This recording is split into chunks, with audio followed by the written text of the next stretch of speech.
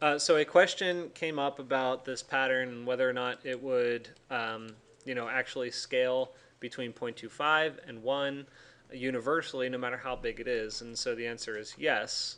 This point right here being 0.25, and then going all the way across the pattern to a point where this is a full size of 1. The other thing that you can do is add more attractor points, essentially. So if I wanted to add, a point here, there, and there, I could, I think this will only work, well, no, this should work for all. So I'm going to set multiple points and select all of them. And now you see that the pattern actually works wherever that point exists, wherever any point exists. So wherever the farthest one is, I don't know where the farthest point is. It looks like it's down here. That's where you're going to have your value of 1. And then for every closest point, singular, it's going to be scaled down to a value of 0.25.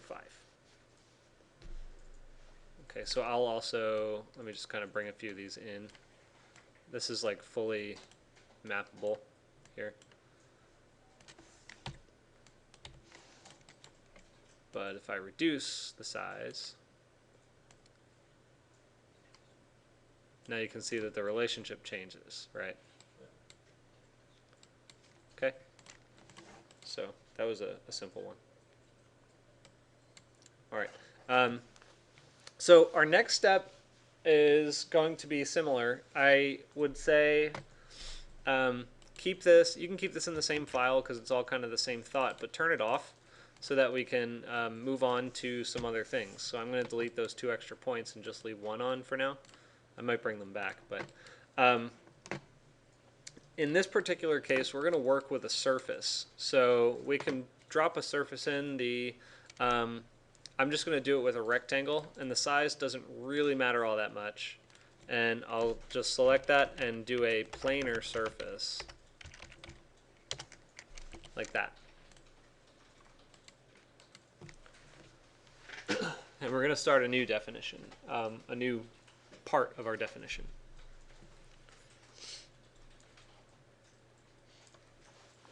So with this, we need to reference in our surface. So I'm going to go back into params and go to surface.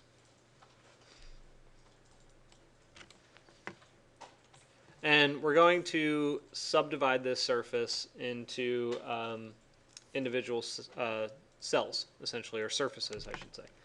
And that's done by going, and remember, this is kind of the triad, that we had. So we're going to go to math domain, divide domain squared.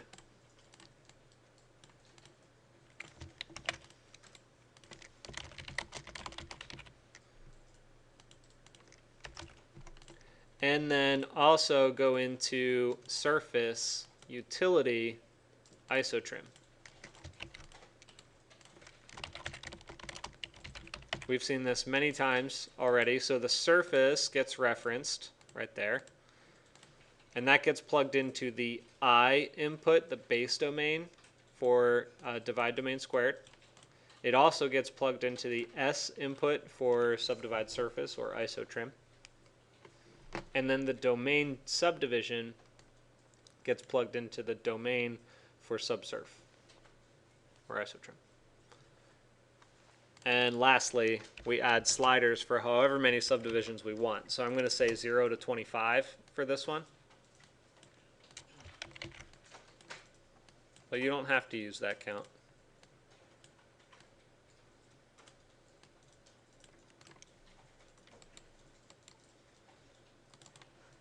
And I'm also going to go into perspective on the Rhino side because this one is going to go 3-dimensional.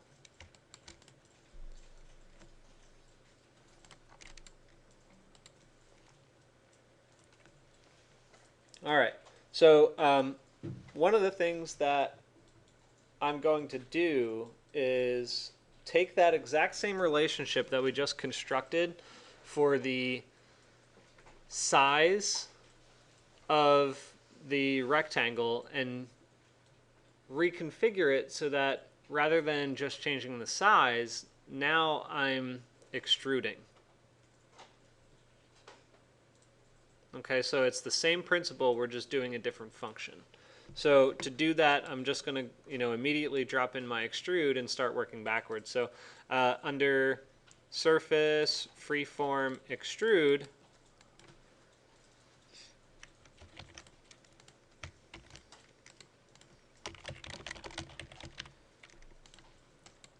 we can look at, well, do I want to extrude all these individual surfaces?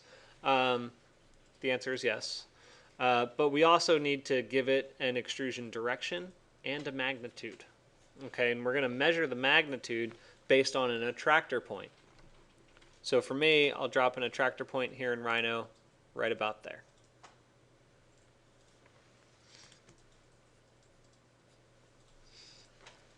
And now the very easy, very simple translation from what we did before to what we're doing now is that we have to do a closest point. So I'm going to go under vector, point, and closest point. But we're going to do it from the center point of these surfaces. So to do that, I need to also now go back into my surface analysis and drop in area.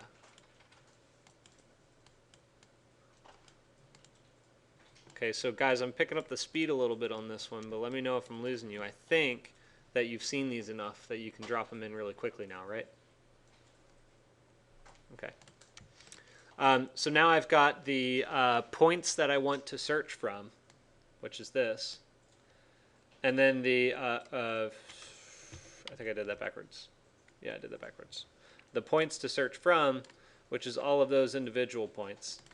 And the point to search, which would be this attractor point that I just dropped in.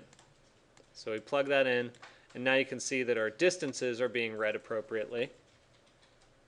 Or so we think, suspect. And the extrusion is going to need what else? Right, so I have numbers, right? I've got all these numbers that I want to extrude it by, but what else is it going to need? Direction. Right, a direction. So that direction for me, right now I'm just going to make it go vertical. So that would be under vector and vector, what would it be? Z, unit Z, yes. So we plug the D value into the unit Z, and then that vector then gets plugged into D, while our list of surfaces gets plugged into B. And this is what you get.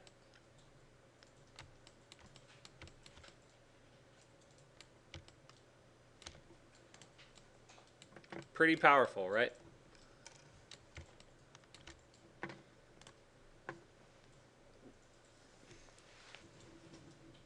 So what this has done is it took each of those individual surface cells, panels, whatever you want to call it, and extruded that by a factor of exactly how far it is from the attractor point itself. So the significant part about that is if I actually move this attractor point off of the surface, then all of those points are just going to get extended. And it'll just keep going up. And it also coincidentally gets smoother, right? Because the difference between its datum point all the way at the bottom and the differences now in the overall domain is far less. That might be a little more confusing to you guys, but if you look at it and just watch its behavior, you'll see.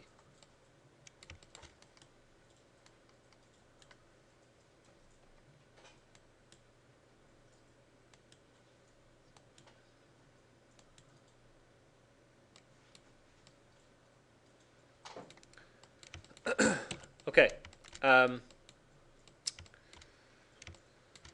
So if you wanted to change the domain, you could remap the numbers before you plug it into V, essentially.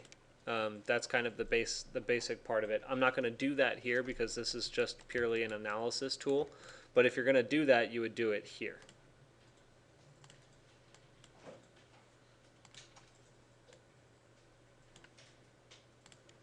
Okay, that's where it would go.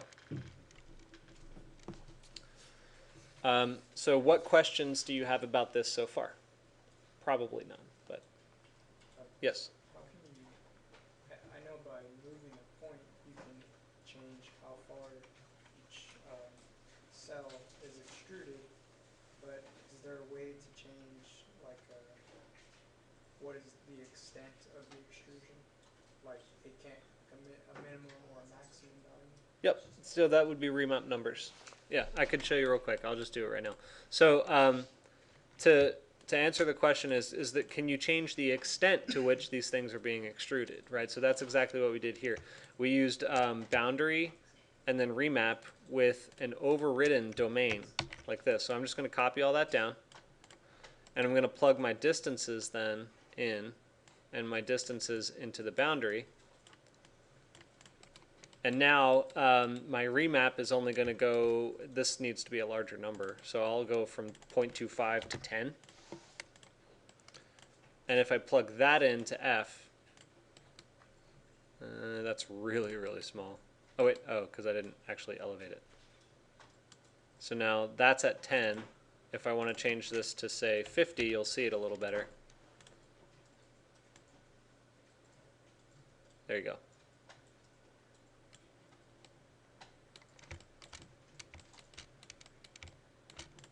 Okay, so that's what that was about. Any questions? Where do you find the subsurface? Is it surface utility? Yeah, it's isotrim.